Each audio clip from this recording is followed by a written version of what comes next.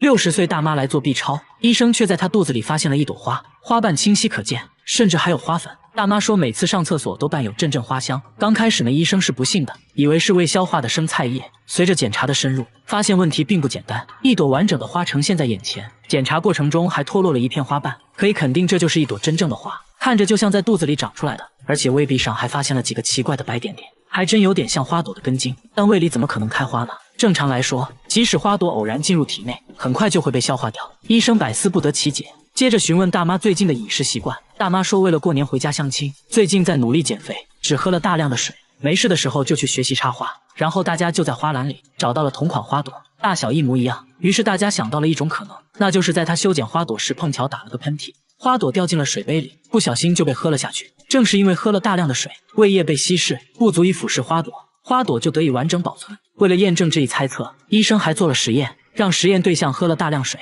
吞下了几朵花，接着来做检查，果然就看到了一片花瓣。继续深入检查，但始终没有发现完整的花朵，像大妈一样保存完整的实属罕见。医生表示一定是多种因素综合在一起，才导致了这种巧合。省流，韩国奇葩多，大家随便看看就行。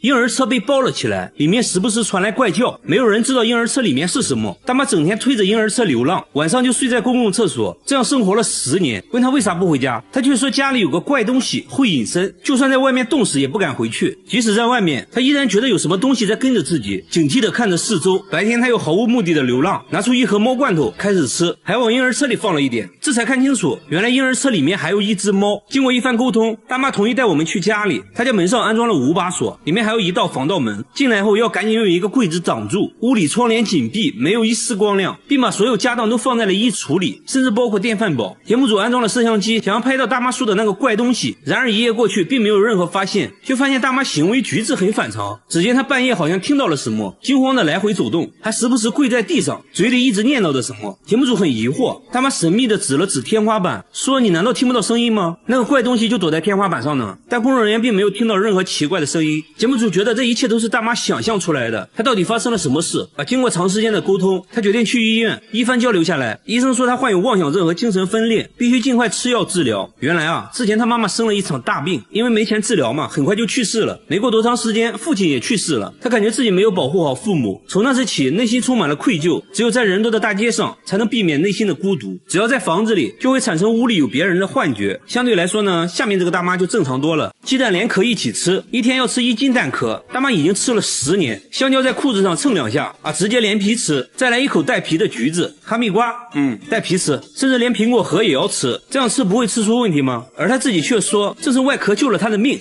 这又是为啥？他也不解释啊，反而变本加厉，觉得果壳不过瘾了，直接吃起了生板栗，看样子味道也不错啊，2口就能吃下1个。大妈的闺蜜都很担心她，叫她来吃饭改善一下，没想到啊，大妈却把饭菜扔在一边，拿起蟹壳直接开灶。她边吃还边嫌弃，说螃蟹啊还是生的好吃，接着又把朋友吃剩的鱼骨头用菜叶包起来，几口就吃了下去。那她为啥要吃这些呢？真的是奇怪。到目前为止，带皮的水果没有什么是大妈不能吃的啊，即使是榴莲它也是带皮哦，这个没有。大妈说果皮才是好东西，有营养，而且自己很健康。接着她终于告诉大家吃这些的原因，原来啊，当年她得了很严重的胃溃疡，有天痛到无法忍受，莫名其妙吃了带壳的鸡蛋，没想到胃里一下她就不疼了，从此就走上吃壳的道路。节目组也带她去检查了，胃病真的好了，身体啥毛病没有，但医生还是建议大妈少吃，不然很可能会损伤肠道。一定要吃的话，最好中午吃。和大妈一样，下面这个大爷也是狠人，他把洗洁精当沐浴露，白醋当洗面奶，食用油拿来护肤，还说比护肤品好用。13年来都是这样护肤的。护肤3部曲安排上，第一步往毛巾上挤入洗洁精，接着往全身涂抹，脸上也不能少啊，拿水一冲，第一步完成。接着倒出白醋，均匀的涂抹在脸上，拍打促进吸收。最后一步往皮肤上涂抹食用油，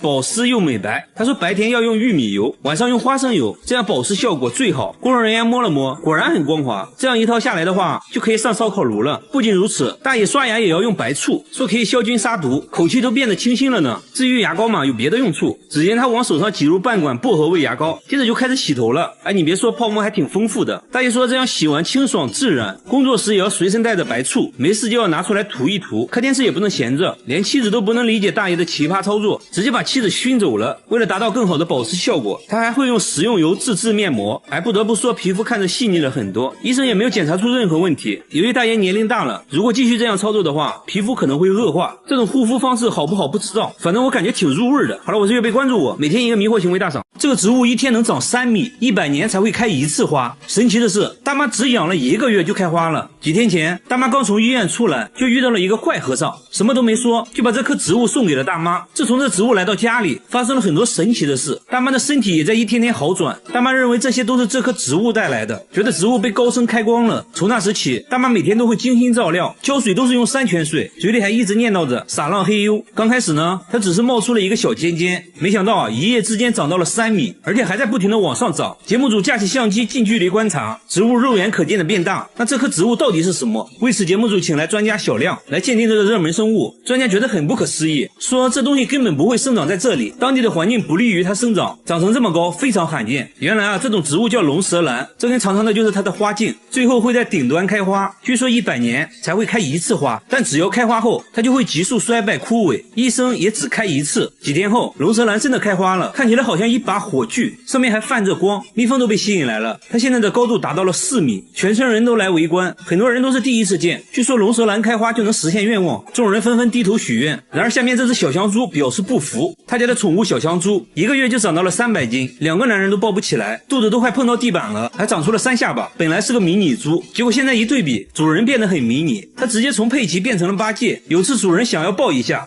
结果闪到了腰，当时卖家还郑重承诺，迷你小香猪长不大，最多不超过30斤，假一赔10。可是随着时间一天天过去，主人才发现自己上了当，佩奇不仅能吃，而且长得飞快。主人找卖家售后，卖家说可以赔你10倍，你把货退回来，我们重新给你发10只小猪仔。主人一想，不对啊，我这不成养猪的了吗？毕竟养了这么长时间，都有感情了。主人决定给他减肥，第一步带上计步器，一块行走的五花肉上线了。刚走了2步他就躺下了，主人以为他至少能走30分钟，结果他要休息30分钟。第二步吃减肥餐，用食物引诱他走路，结果主人却累瘦了。最后主人想到一个绝招，给佩奇制作了一个结实背带，前面吊上一根他最爱的胡萝卜。你别说效果不错，他走路积极多了。几天后再次上秤，减肥效果非常明显整整减掉了半斤。最后主人表示会一直陪着佩奇减肥，希望佩奇能变回迷你猪。然而变大的不止佩奇，下面这家房子里也有个大东西，每天都有个不明生物趴在他家窗户上偷窥，上面还留下了巨大的指纹，纹路非常清晰怎么擦都擦不掉，而且只要太阳出来它就会消失。一到晚上呢，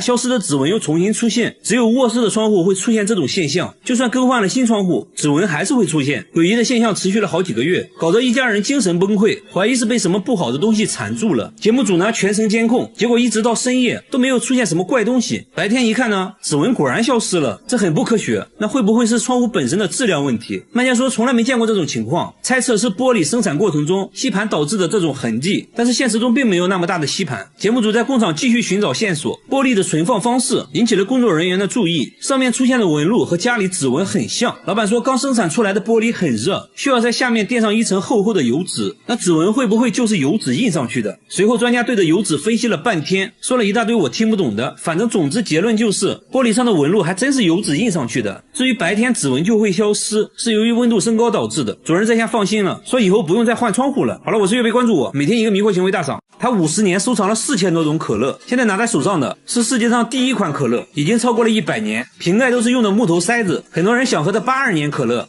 他这里多的是，什么造型的瓶子都有，全是脑洞大开的设计，从最胖的到最花里胡哨的都有，还有各种限量款的可乐，有的瓶子上都镶了钻石，还有奥运纪念可乐、美国队长可乐。他还收藏了很多可乐周边产品，就比如可乐主题的录音机，因为都是非常稀有的限量版，收集这些花掉了好几百万。节目组仔细数了数，足足有4000多种。大叔还说会一直收藏下去，要打破世界纪录。然而下面这个大爷的收藏能点燃你的心，大爷在涂口红，但其实这是打火机。他转身又吃起了饼干，其实还是个打火机。他30年收藏了6000只打火机，家里墙纸都是打火机做的，各种你意想不到的打火方式，看着是把锤子，其实是打火机。灯泡也是打火机，牛奶盒都能出火，螃蟹钳子喷火你能信？灭火器都能出火，这就离谱了。包包能打火，高跟鞋也可以，最小的和1元硬币差不多，小是小了点，但照样能打火。最大的就要用2只手抱着。要说是燃气灶我都信，最独特的要数下面这个，火焰可以分叉。这些火机来自全世界各地，这一款就是来自加拿大的牙刷火机，它每周都要挨个清理一次。打火机已经成了他的精神寄托。然而下面这个大叔的收藏也很费钱，他花100万收藏了5000部手机，全是你没见过的，有设计成香蕉玉米的，保龄球也是电话，超人都背着电话啊，来电就会蹦迪，还有来电就会吐丝的蜘蛛侠电话，易拉罐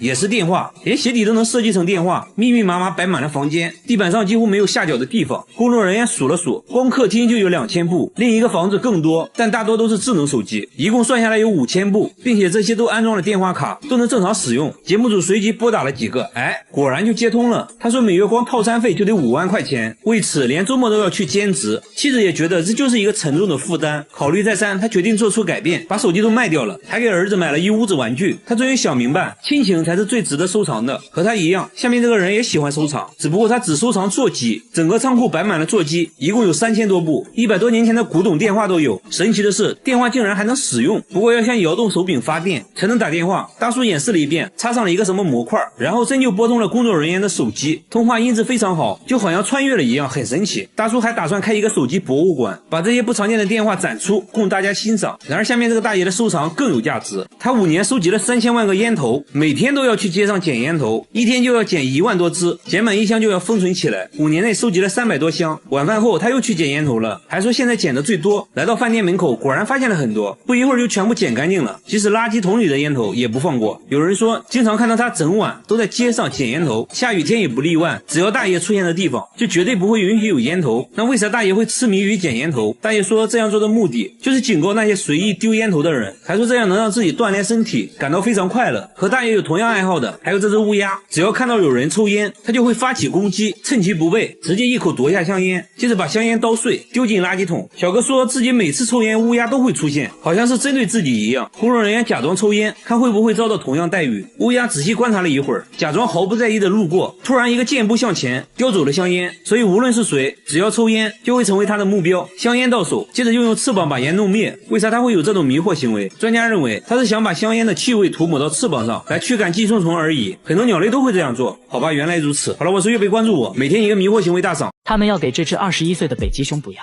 牙齿已经烂了一半，内部还不停冒血。钻开牙根管发现情况比想象的还严重，首先麻醉是少不了的，一针下去很快就失去了知觉，用木棍对他戳上几下，确定睡着后，众人合力把800斤的北极熊抬上了手术台。为了看清牙齿内部情况，医生又对牙齿拍了片，发现并不是简单的蛀牙，部分牙髓已经坏死，必须要做根管治疗了。现在需要用钻头打开牙髓腔。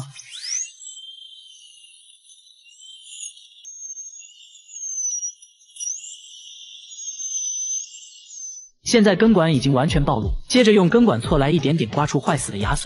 由于北极熊牙齿太长，根管锉也不能完全清除坏死的牙髓，只好从牙齿侧面钻个洞再次清理。把坏死的牙髓清理干净后，还要使用消毒剂反复冲洗根管内部，防止后续再次发炎。接着插入几根类似棉签的东西，对根管内部进行干燥处理，随后在根尖里涂上一层密封剂，接着使用牙胶来填充，这样就可以完美填充牙根管，不会留下任何间隙。随后再对牙齿拍个片，评估填充情况。可以看到根管已经完全填充，接下来就可以使用牙胶继续填充根管顶部，这样下来根管部分就完全填充好了。随后对牙冠部分填充树枝，最后再对牙齿塑形，这样就完成了复杂的根管治疗。治疗后的北极熊也慢慢苏醒过来，看着众人一脸茫然。大妈为了保命，每天要把口香糖粘在墙上，家里还装满了监控，时刻盯着。大冬天也开着22台风扇，问他为什么这样做。他说家里会泄漏毒气，尤其是地板和墙壁间的缝隙。说着就掀开了地板，还真看到了一些熏红的痕迹。怕大家不信，他突然又打开了监控，说之前就看到有人骑摩托车用针头往他家注入气体，墙上的洞就是证据。他会用口香糖及时把洞堵上，但很快又会出现新的。看起来呢，好像真的有这么一回事。邻居们都表示确实见过骑摩托的人，但从来没闻到过奇怪的味道。大妈则认为这明显是冲他来的，至于为什么偏偏要害他，大妈也不知道。但这可苦了大妈了，经常被熏得睡不着，久而久之患上了神经衰弱。然而记者在他家却始终没闻到任何奇怪的味道。为了缓解他的焦虑，大家请来专家对房子里里外外检测一番，并没有发现任何有害气体。专家换上更精准的仪器，也没有检测到。大妈却表示自己不相信仪器，说自己的鼻子是最灵的。没办法了，大家提议今晚就跟大妈一起住，不开风扇，看会不会被毒死。结果一觉醒来，大妈神清气爽，表示昨晚确实没有闻到毒气，而且睡得很香。大妈担心大家走了之后，毒气又会重新袭来。看起来大妈确实病得不轻，经过大家不懈的劝说，大妈终于同意去看医生。通过一系列检查，医生说这就是常见的妄想症而已，可能是由于丈夫和大儿子的意外去世，对她造成了严重打击，悲伤过度导致的，而且之前和别人发生过矛盾，所以才开始怀疑有人要害她。经过心理治疗，现在大妈表示已经闻不到什么毒气了，最后把风扇都去掉了，现在的她又可以享受正常生活了，省流。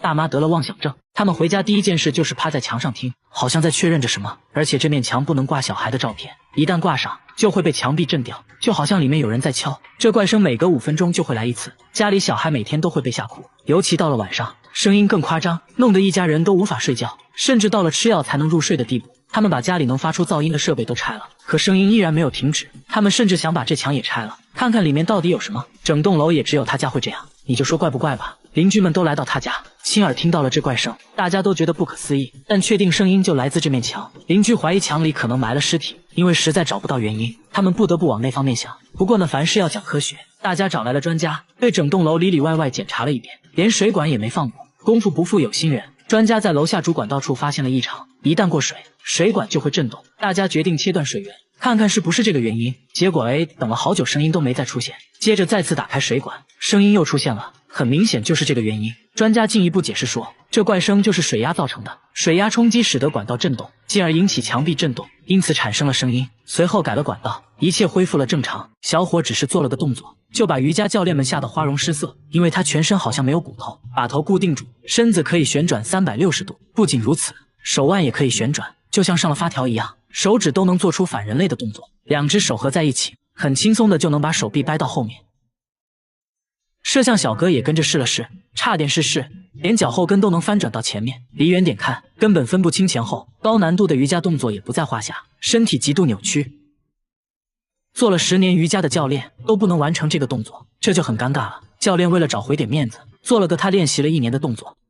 结果小伙第一次尝试就成功了，这群瑜伽教练算是彻底服了。然而他的绝活还不止这些，舌头都能吐出一朵花来，而且想要几个花瓣就可以卷出几个，最多都能卷出6个花瓣。肚子也可以随意折叠，反手拿东西也是易如反掌，肩胛骨都好像翅膀一样，全身上下都非常柔软，好像真的是没有骨头的软体动物，真是一个奇男子。大叔钓鱼却从不带鱼竿，每天却有吃不完的鱼，而且抓到的鱼还有独特味道。只见他靠着墙根慢慢移动，突然跟大家说抓到了，接着一个猛子下去，上来手里就多了条鱼。还没等大家反应过来，大叔两手空空的说自己又抓到一条，大家一头雾水，潜入水下一看，才明白怎么回事。这大叔是在用脚抓鱼，这也太离谱了吧。大叔一脸傲娇的说，这是要讲究技巧的，也就是在水下要用脚跟行走，鱼就会在脚趾的位置来回穿行，一旦碰到脚趾，一脚踩下去百发百中。接着还给大家展示了整个抓鱼过程，不知道是不是大叔的脚有魔力，还是鱼儿都被熏到了，看着都傻傻的往脚下钻。本以为大叔只能踩点小鱼小虾啥的，没想到1斤多的鲶鱼也能踩到，短短1个小时就踩到了22条，这让一旁专业摸鱼的都羡慕不已。现在家里每天都有吃不完的鱼，大妈说就喜欢吃用脚踩的，感觉有股特殊风味。节目组还安排了一场比赛，工作人员同时用4个鱼竿，半天都没钓上来一只，而大叔用了不到1小时，就用脚抓了10多只。不得不说，大叔这个技能真的好实用啊。大爷每天拿着一黑色笔记本，一到凌晨3点就独自来到这片墓地，对着坟墓喃喃自语。有人之前就经常看到他出入墓地，认为他手里拿的正是死亡笔记。这天凌晨，大家刚来到墓地，果然就听到了说话声，还真看到了这位大爷。小哥刚想上前搭话，大爷却挥了挥手，转身向墓地深处走去，直到天亮才离开。即使在回家路上，大爷仍然在喃喃自语。大家实在好奇，问他到底在干啥，大爷却说自己在背诵韩国各地区的名字。至于为啥要在墓地背诵，是因为墓地比较安静，能够集中精力，而且手里拿的也不是什么死亡笔记，而是个地区的邮政编码。小哥随机出了几个问题，大爷都对答如流。晨练的时候也要大声背诵，走到哪都能成为焦点，连狗狗都被他吸引了，跟他来到家里，墙上还贴满了要背诵的东西。大爷都一把年纪了，为啥要让自己活得这么痛苦呢？真是奇怪。既然喜欢背，大家给他出了个任务，1天时间内记住韩国少女时代的团员名字。这下大爷有的忙了，先抄写了一遍，走到哪背到哪。检查时间到，大爷还真磕磕巴巴的背了下来。至于为啥喜欢记这些乱七八糟的东西，大爷说自己有轻微的老年痴呆，想通过背诵来增强记忆。医院也去过了，医生说大爷的记忆力还不错，坚持背诵会大大改善老年痴呆的症状。小伙在95岁奶奶的脸上摸了又摸，甚至连胳膊也不放过。小伙并不是变态，只因这位中国奶奶实在太神奇，她曾经死过，只过了3小时又活了过来，不仅长出了黑头发，还长出了新牙。村民都参加过她的葬礼，而此刻她却在厨房做饭，看起来非常健康。问她到底是怎么一回事，老人说只记得自己生病住院，但完全不知道自己死而复生的经历。面对大家的质疑，老人的儿子直接向大家展示了证据，一口在老人死后才准备的棺材以及寿衣。老人的女儿说，这一切都是真的。当时在医院，母亲就没了呼吸，身体渐渐变得僵硬。据老人儿子回忆说，去年1月老人突发心脏病，送到医院抢救后，医生也无能为力，他们只好把老人接回了家。万万没想到，在他停止呼吸3小时后，突然开始剧烈咳嗽，慢慢恢复了生命迹象，一家人都怕得不行。老人的主治医生听说后都觉得离谱，因为实在没见过这种事。老人死而复生后，整个身体也发生了奇怪变化，首先视力变好了，穿针引线根本不用戴老花镜，后脑勺开始长黑发，甚至老年斑都消失了，皮肤变得滑滑的，记者都忍不住摸了又摸。最让大家感到震惊的是，老太太竟然长出了新牙，专家看到都大跌眼镜，是真的大跌眼镜。虽然好像很难解释这种现象，但看到老太太健健康康的，一家人都很开心。至于老人为啥能复活，貌似也不那么重要了。大妈38年没摘过口罩，即使睡觉也不摘，从没有人完整的看过她的脸。有人说口罩下面的脸非常恐怖，看了就会做噩梦，只有在她洗脸的时候会摘掉，但从不照镜子，洗完脸就要赶紧戴上。节目组想让大妈摘掉口罩，也被拒绝了。不仅如此，她还一直用手扶着脸，好像很痛苦的样子，说必须要手动把眼皮翻开才能看清东西。大妈从衣柜拿出自己年轻时的照片，看着很正常啊，为什么会变成现在这样？真的是奇怪。即使和家人一起吃饭，也不会摘口罩，自己独自一人在卧室吃，家人都20年没见过他的脸了，就连女儿拍结婚照他都没有参加，因为拍照要求摘口罩。经过长时间的沟通，大妈说出了自己的故事。原来她18岁结婚后生下了4个孩子，在生第5个孩子的时候，很不幸出生就夭折了，这对她打击很大。慢慢的嘴巴变得不听使唤，舌头也变得僵硬起来。大妈鼓足勇气摘下口罩，可以看到她的牙齿都掉光了，牙龈都是外翻的。医生说她这种情况就是心理原因导致的，很可能是孩子的夭折让她悲伤过度，以至于严重影响到了身体健康。医生给大妈制定了详细的康复规划，希望大妈赶快走出来吧。和大妈一样，下面这个大叔也喜欢戴着面具，一个戴着诡异面具的人在无人的芦苇丛中弹琴，穿着白衣服，看着十分诡异，即使在深夜也会传来琴声，看到有人靠近立马扛着琴跑了。联想到最近发生的一起凶杀案，工作人员觉得这人可能不简单。第二天又见到了他，正戴着面具做表演。有人说他在街上弹琴已经有2年了，从来没有人见过他的真面目，都很好奇面具下的脸长什么样。表演结束后，他终于摘下了面具，满头大汗。那他为啥要一直戴着面具？原来啊，他的梦想是当一名钢琴家，但只要上台表演就会非常恐惧，手脚不停出汗，以至于失误不断。慢慢的，只要有人在，自己就无法弹琴，他不得不放弃了梦想，当起了快递员。偶然的一次，当他戴上面具弹琴时，各种恐惧紧张一下子都不见了。他开始尝试在街上戴面具表演，没想到大家都很喜欢看。他说刚开始很在乎别人的眼光，那现在戴上面具后，他不用在乎别人的感受了，感觉非常自在。节目组建议他摘掉面具表演，他内心还是非常犹豫。第二天下班后，他照常戴着面具表演。表演结束，他突然举起了牌子，上面写了自己一直戴面具的原因。这一刻，他决定摘掉面具，众人纷纷鼓掌支持。他不再紧张，不再恐惧，非常轻松地弹奏了一曲。所以说，直面内心的恐惧才是治疗心理问题的关键。大叔是非常值得我们学习的。老人死了15年，身体却没有腐烂，甚至散发出淡淡的清香，手指甲还在生长，连血管都清晰可见，甚至还长出了黑头发。家人都认为奶奶并没有死，只是睡着了而已。他们会定期给奶奶剪指甲，每天还要给奶奶擦身体，单独给她做饭。看着成为一具干尸的老太太，节目组也震惊了。原来15年前，奶奶突发疾病住院，在9天不吃不喝的情况下，竟然喷出了16斤便便，接着就断气了。奇怪的是，体温并没有下降，一直维持在36度，身体也不僵硬，除了没有气息外，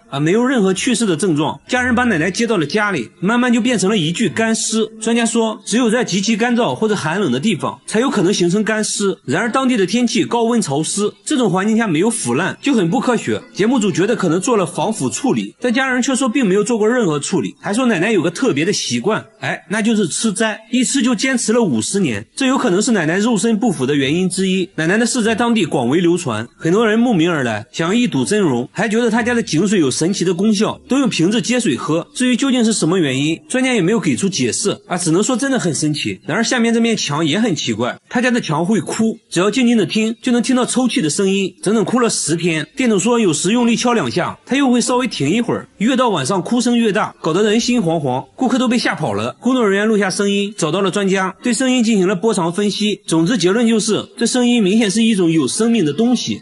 真是见了鬼了，难道墙是活的，它有心跳？大家才不信。店主请来了装修师傅，这师傅一来也不敢得罪这墙，大家鼓励了他好久才开始。现在墙上打了个洞，内窥镜往墙里一看，就看到了2只闪亮的眼睛，师傅被吓了一跳，仔细一看，原来是只小猫咪，墙上都是抓痕，看起来现在已经精疲力尽了。那它是怎么钻进去的？节目组检查了屋顶，猜测是通过屋檐下的缝隙钻进去的，在墙壁之间穿行时不慎跌落到了墙里面。店主说这只猫我见过，之前一直在我店门口转悠。店主决定明天拆墙救它，可第2天墙里一点动静没有，通过手机观察，里面空空如也，猫咪不见了。专家认为猫咪已经自己逃脱了，强大的求生欲让它克服了种种困难，最终爬了上来。几天后，小猫咪果然出现了。然而下面这家也发生了一件怪事，他家经常无缘无故的出现长头发，有长有短，最长的有2米，比他本人都高，有时出现在厕所，有时出现在卧室，拔一跟自己的头发做对比，大小几乎一模一样。他觉得这就是人的头发，关键他家人都是短发，而且最近来家里的人也都是短发。一开始呢还误会了老公，以为是老公在外面带来的。这种现象呢是1周前开始出现的，老公当时在叠衣服，就发现了一根长头发，衣服是刚从烘干机里拿出来的，他赶紧查看烘干机，里面却干干净净，毛都没有。慢慢的头发出现了越来越频繁，看着吓人。房子呢是他们租的，刚住进来也没几个月，而且像这样的房子租金却很便宜，当时房主也是很着急的往外租，他们怀疑房子里发生过不好的事情，难不成真的有鬼？节目组带着毛发找到专家，专家看了半天，说从粗细大小上来看，和头发确实很像，接着又在显微镜下观察，结果专家却说这并不是头发，那这到底是啥呢？专家说这就是裤子上的线头而已。接着妻子检查了衣服，果然在一件西装上抽出了一模一样的线头，长度也完全符合。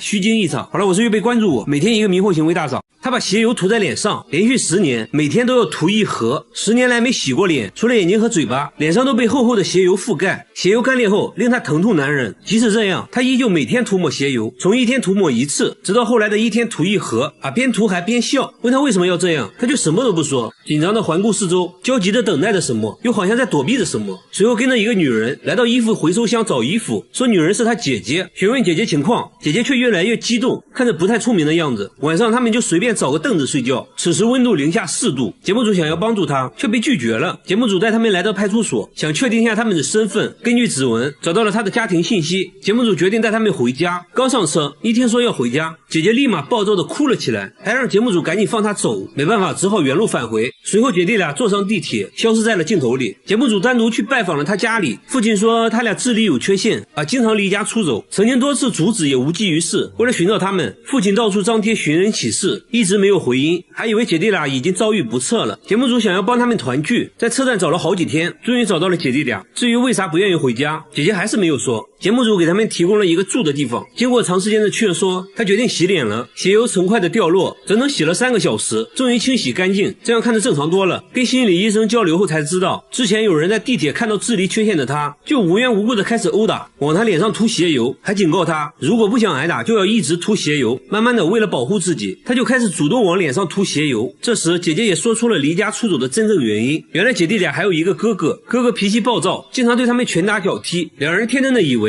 只要哥哥看不到他们就不会挨打了，才会不断的离家出走。经过长时间的心理咨询，姐弟俩终于放下心理包袱，同意回家，一家人终于团聚了，还表示以后不会再离家出走了。他把一坨便便锁在了保险箱里，还说这坨便便价值1000万，里3层外3层的打开，这不就是块石头吗？但他说这是鲸鱼的便便，叫龙涎香，高档香水就是用这玩意儿做的，比黄金还要贵10倍，一克就能卖3000块。便便呢是在自家鱼塘发现的，他本来也以为是石头，没想到扔在水里竟然飘了上来，这就很神奇了。上网那么一查，和网上说的龙涎香非常像，这不一夜暴富了吗？工作人员闻了闻，确实没什么臭味，难道真的是龙涎香？朋友们都觉得这是真的，但村里老人说他们这片根本就没出现过鲸鱼，哪来的鲸鱼便便说再多都没用。接下来直接找专家，专家说这玩意儿很稀有，一般100只鲸鱼里面只有1只鲸鱼体内会有龙涎香，这其实就是鲸鱼体内的结石。专家对着便便一阵猛闻，还做了个简单的测验，各种特征非常符合，初步判断这可能就是龙涎香。大叔那是越听越兴奋，但专家说还需要进一步采样化验。一番分析后，大叔满怀期待，然而结果却显示这并不是龙涎香，只是一个在海上漂漂浮很久的塑料泡沫，大叔的宝贝瞬间一文不值。妻子安慰大叔，但大叔反手就撒了一波狗粮，那泡沫就给接了。然而下面这个小哥也把不值钱的东西当成了宝贝，他能用各种蔬菜当乐器。只见他掏出胡萝卜就吹了起来。